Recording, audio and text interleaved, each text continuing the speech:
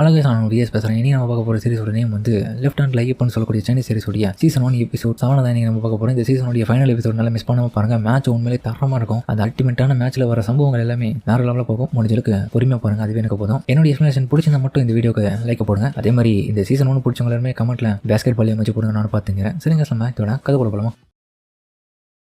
இப்போ இரவும் நல்லா தூங்கிட்டு இருக்க நைட்டு. ஏன்னா மறுநாள் காலையில் பரபரப்பாக மேட்ச் நடக்க போகுது. அந்த டைமில் பார்த்தா அக்கா காரியம், டேய் தம்பி வாடா போயிட்டு ஷாப்பிங் பண்ணிட்டு வருவோம்.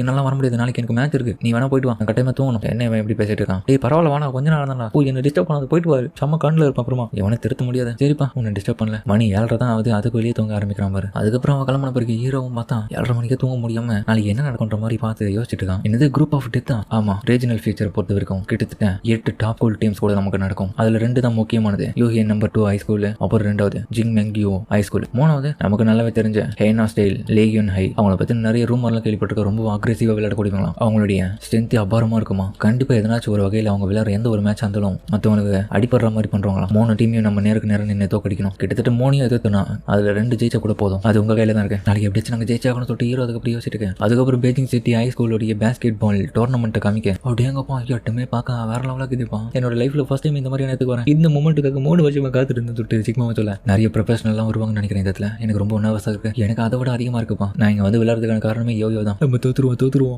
பழைய கேப்டன் இந்த மாதிரி சொல்லிட்டு இருக்கான், தோத்துருவோம். அவன் நம்ம செஞ்சு எங்க அப்படின்ற மாதிரி அவனை காமிக்க. அதுக்கப்புறம் பார்த்து அடிப்பட்ட நிலைமையில ஏதோ ஒரு லெட்டர் கொடுத்து வச்சிருக்க நம்ம மேனேஜரும். இதில் இருக்கிறது ஒழுங்கு எல்லாத்தையும் படிச்சு காட்டுறேன். இல்லை நம்ம அவனை செத்த நீ தலைவனுக்கு கேமரா முன்னாடி பேசுறதுக்கு ரொம்ப வெக்கமா இருக்கிறதுனால அவனால சரியா பேச முடியல. இவன் தயங்கி பேசுறதை பார்த்துட்டு காமெடியா இருக்கு, நீங்க எல்லாரும் சேர்த்துட்டு இருக்கேன், சத்தமா படிச்சு தொலைடான் அப்படின்ற மாதிரி அவனை கத்தேன். இங்க என்னப்பா கூத்து நடந்துட்டு இருக்கு? அதுவா நேஷனலுக்கு இவங்களை பத்தின அறிமுகத்தை கொடுத்துட்டு இருக்கான். நம்ம ஹீரோக்கு சரியா தொல்லை வரலன்னு தொட்டு அதுக்கப்புறம் தூக்கி போட்டு மெதிக்கிறவளும் தொல்லா போடா. இங்க பாருங்க, என்னுடைய டீம் இந்த வருஷம் பயங்கரமா விளையாட போறாங்க. என்னுடைய டீம் மெம்பர்ஸை பாக்குறீங்களா சொல்லிட்டு அதுக்கப்புறம் ஒவ்வொருத்தையுமே காமிக்கிறான். கடைசி மிஸ்டர் லீயும் காமிக்க. பக்கத்திலே இருக்கிற அந்த டீமோடைய ஆப்போனன்ட் கோச்சை காமிக்க. அவன் கொஞ்சம் வரப்பண்ணுங்கிறது இவ்வளவு பாக்குறான். அவர் பார்க்கவே ரொம்ப ஸ்ட்ரிக்டான ஆள் மாதிரி தெரியுது. அவர் இவ்வளவு பார்க்க இவ்வளவு தயங்கினேன், என்னடா பண்ணிட்டு இருக்கீங்க, போய் வாங்க பண்ணுங்க எல்லாரும் போயிட்டு அப்படின்ற மாதிரி இவனுக்கிட்ட பேசி சமாளிக்கிறான். இருந்தாலும் அந்த கோச்சை பார்க்க ரொம்பவும் பயமா தான் இருக்கு. ரொம்ப ஸ்ட்ரிக்டா இருப்பான் போல. இவங்க பிராக்டிஸ் பண்ணிட்டு இருக்க. இன்னொரு பக்கம் பார்த்தா ஜிங்ஸி ஹை ஸ்கூல்ல சேர்ந்த அந்த 2 பசங்க வரானுங்க. அதுல கேப்டனும் இருக்கான். டேய் ஏதோ ஒரு விஷயத்தை சொல்லி ஏமாத்தி இந்த இடத்துல கூட்டு வந்துட்டல, நீ இந்த இதுல பிராக்டிஸ் தானே பண்ணிட்டு இருக்கானுங்க. இல்ல பொறுமையா வெயிட் பண்ணி பாரு, மேட்ச் நடக்கும். ஆல்ரெடி இந்த இடத்துல வேற லெவலில் போயிட்டு இருக்க போல. கலக்குற பேர்ல காலவாரி விட்டுட்டு இருக்கான். இதெல்லாம் கூட பார்க்க என்ன கூட்டு வந்து இதுக்குன்ற மாதிரி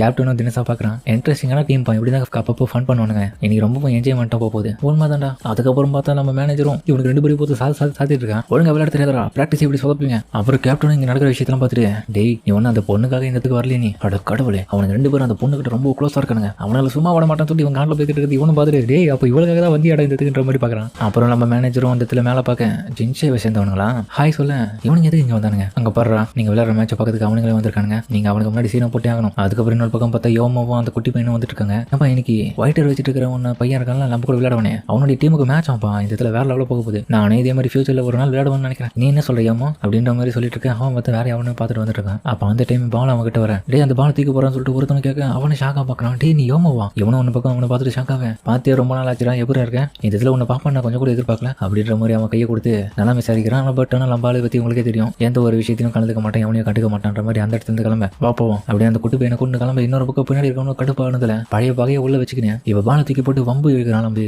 யோமம் கூட. இவனுக்கு அந்த ஆள் தெரியுமா, ஏன்டா உமால பாலெல்லாம் தூக்கி போறான்?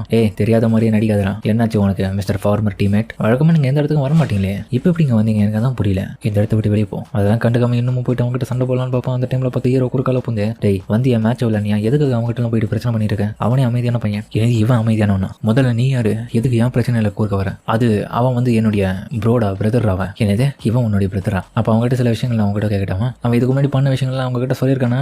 ஏன் அவனுடைய பழைய நண்பனை ஃபேஸ் பண்ணுறதுக்கு இவ்வளோ தயங்குறான்? வந்து என்கிட்ட நேரடியாக பேச சொல்ல, வாய மூடுறான். எதுக்கிட்ட இப்படி அவங்க கிட்ட பிரச்சனை பண்ணிட்டு இருக்க மாதிரி ஹீரோ அதுக்கப்புறம் கத்த 2 பேருக்குள்ள அந்த இடத்துல சண்டை ஆரம்பிக்குது. அந்த பையனும் நம்ம ஹீரோ ஒரு குத்து கொடுக்கலாம்னு சொல்லிட்டு போவான். அந்த டைம்ல எல்லாரும் இந்த பார்த்துட்டு இருக்கேன். யோகமா குறுக்கால போந்து தடுக்கலான்னு போவான். அந்த ஒரு சமயத்தில் பார்த்தா ரெஃப்ரி வந்துட்டு 2 பேருக்கு டெக்னிக்கல் ஃபால் கொடுத்துருவோம். கேம் ஆல்ரெடி இந்த இடத்துல ஸ்டார்ட் ஆக போற நிலைமையில இருக்கும்போது இந்த இடத்துல பிளேயர்ஸ் 2 பேர் சண்டை போறது ரொம்ப தப்பான விஷயம். அதனால தான் 2 பேருக்கு சார்பிலையும் ஃபால் கொடுக்குறேன். இதுக்கப்புறமா இதே மாதிரி திரும்ப பண்ணீங்கன்னா கண்டிப்பா உங்களை ரிஜெக்ட் பண்ணிடுவேன். இந்த இடத்துல டெக்னிக்கல் ஃபால்னு சொல்லிட்டு எல்லாரும் ஷாக்காக. அதுக்கப்புறம் இவனும் எந்த விதமான சண்டையும் போடாம கிளம்பிடுறான். கண்டிப்பா நீ இதுக்கு விலை கொடுத்தே ஆகணும், உன்னை நான் வெளியே கவனிச்சுக்கிறேன். அப்படியா? எது வந்தாலும் உன்னுடைய திறமை எதில் காமிடா, அதை பார்ப்போம். திறமை தானே காமிக்கணும், காமிச்சிட்டா போச்சு. உங்களை விட நாங்கள் திறமையான ஆளுன்றதை காமிக்கிறோம். அதுக்கப்புறம் மேட்ச் ஸ்டார்ட் பண்ண அடுத்த செகண்டே பார்த்தா நம்ம கொயோன்ற இந்த பையன் வந்து பாலை நம்ம பக்கம் தள்ளிடுறான். வேற நீ சூப்பரா இந்த பக்கம் இந்த குட்டி பையனும் என்னப்பா ஒயிட்டி ஏர் வச்சுட்டு இருக்கிறவன் இந்த இடத்துல விளையாடல. அப்புறம் பார்த்தா நம்ம ஹீரோ உட்கார வச்சிருக்கானுங்க. என்ன பக்கம் சிக்மா எதிர்க்கிற ஒருத்தனும் டேய் கண்ணை திறந்து விளையாடுறான், இது ஒரு கண்ணை திறந்து தான் விளையாடுறான், டேய் கண்ணை மூடினு இருக்கேன் அப்படின்னு அவனை கலாச்சி அவனை தாண்டி போக. அதுக்கப்புறம் டாங் கிட்ட இருந்து பால் வந்து அதுக்கப்புறம் கோயோ பையன்கிட்ட வந்து பாஸ் பண்ணிடுறான். அவன் திரு சுத்தி முத்தி பார்த்துட்டு இருக்கேன். டேய் என்னடா பண்ணிட்டு இருக்க, பால் மேலே போடுறா,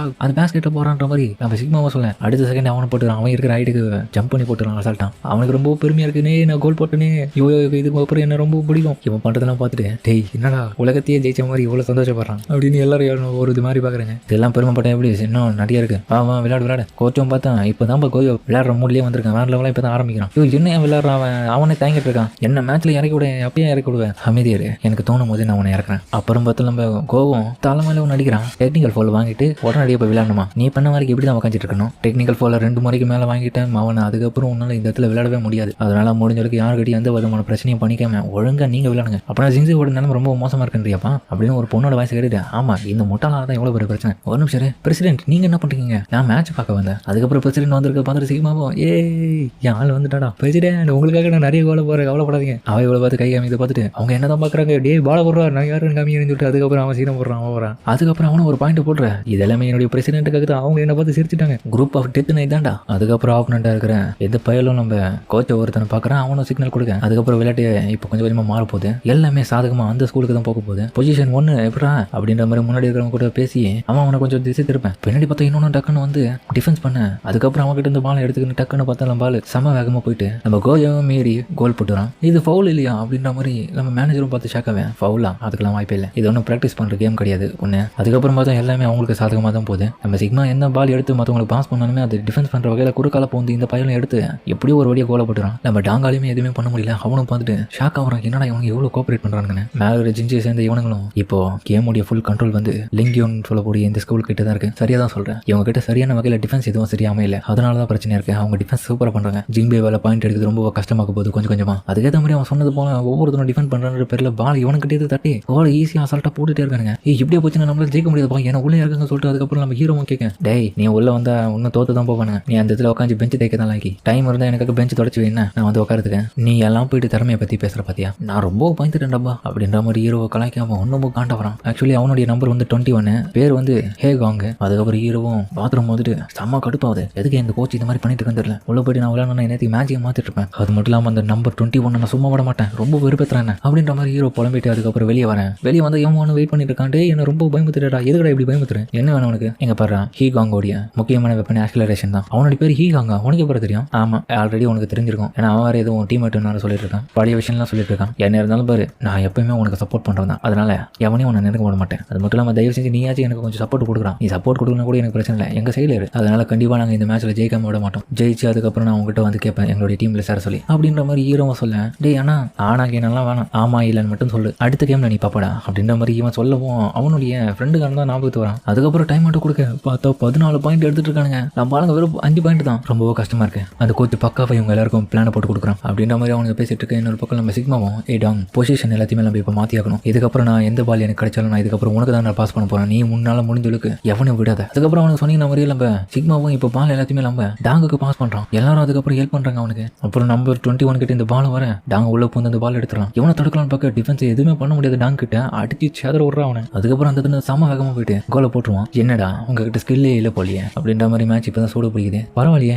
டாங் இப்போதைக்கு நல்லாவே இம்ப்ரூவ் ஆயிட்டான் இந்த மேட்ச்ல. கேப்டன் இந்த மாதிரி சொல்ல ஆமா உண்மைதான், நேச்சுரலாவே அவனுடைய பிசிக்ஸ் எல்லாமே ரொம்ப இம்ப்ரூவ் பண்ணியிருக்கான் இப்போ. பட் உங்களுடைய டிஃபென்ஸ் வந்து ரொம்ப பலமா இருக்கு, அதனால ரொம்ப கஷ்டம் தான். அதுக்கப்புறம் அது எனிமி கொஞ்சம் சிக்னல் கொடுக்குறான் இவனுக்கு. நம்பர் 21 அதுக்கேற்ற மாதிரி பிளானை செயல்படுத்த ஆரம்பிக்கிறான். அதுக்கப்புறம் டைமிங் போட்டுட்டு இருக்கிறது நம்ம சிக்மாவும் பார்த்துட்டு பாலை மற்றவனுக்கு பாஸ் பண்ண. பட் இருந்தாலுமே ஒரு வழி அவனுக்கு கையில தான் போகுது. இதை பயன்படுத்தி நம்பர் 21 பால் எடுத்துட்டு போயிட்டு கோல்ல போட்டுறான். உடனடியாக கவுண்டர் அட்டாக் செமையா பண்றானுங்க பாவனுங்க. என்னப்பா திறமையை பத்தி நீங்க பேசுறீங்களா? உங்க டீமுக்குலாம் அது ஃபர்ஸ்ட் இருக்குதா? ஃபர்ஸ்ட் நீங்க எப்பவுமே குப்பை தானே என்ன பொறுத்த வரைக்கும். உங்களை மாதிரி என்ன குப்பைங்க எப்பவுமே சாக்கடையில் இருக்கதான் லாக்கி அப்படின்னு ஓவரா பேசுறான். அந்த கிளம்ப இவனும் டென்ஷன் ஆயிட்டு டாங் போயிட்டு அடிக்கலான்னு பார்ப்பான். பட் இருந்தாலுமே பழைய கேப்டன் தடுத்துருவான். இல்லடா வேணா கம்முனரு, அவன் வேணும்னே உன்னை சீண்டி எப்படியாச்சும் ஃபவுல் வர வைக்க பார்க்கறான். முடிஞ்சளவுக்கு நம்ம மேட்ச்ல நிரூபிப்போம். அப்புறம் அந்த ஒயிட்டர் தலையை மறந்துடும்ல, தம்பி பெஞ்சு தொடச்சி வச்சிட்டியா, திறமெல்லாம் அதுக்கு தான் இருக்குது உனக்கு. எனக்கு தெரிஞ்சு நீ மேட்சுக்குள்ள வந்தா கூட என்ன பொறுத்த இருக்கும் ஒரு சாதாரண குப்பை மாதிரி தான், உன்னால ஒன்றும் பண்ண முடியாது அப்படின்னு அவனுக்கு ஒரு பக்கம் வெறுப்பேற்ற மேனேஜரே உன்னொரு பக்கம் காண்ட வரான். இப்போ நம்ம கோச் மிஸ்டர் லீயும் ஏப்பா இதெல்லாம் கண்டுக்காதீங்க, இதெல்லாம் மேட்ச்ல ஒரு பாட்டு தான், எப்பவுமே நடக்கிற விஷயம் தான். எல்லா காலகட்டத்திலையும் இவங்க வந்து ஹைனா ஸ்டைல பயன்படுத்துறாங்க, அதனால அதுக்கு கவுண்டர் கொடுக்குற வகையில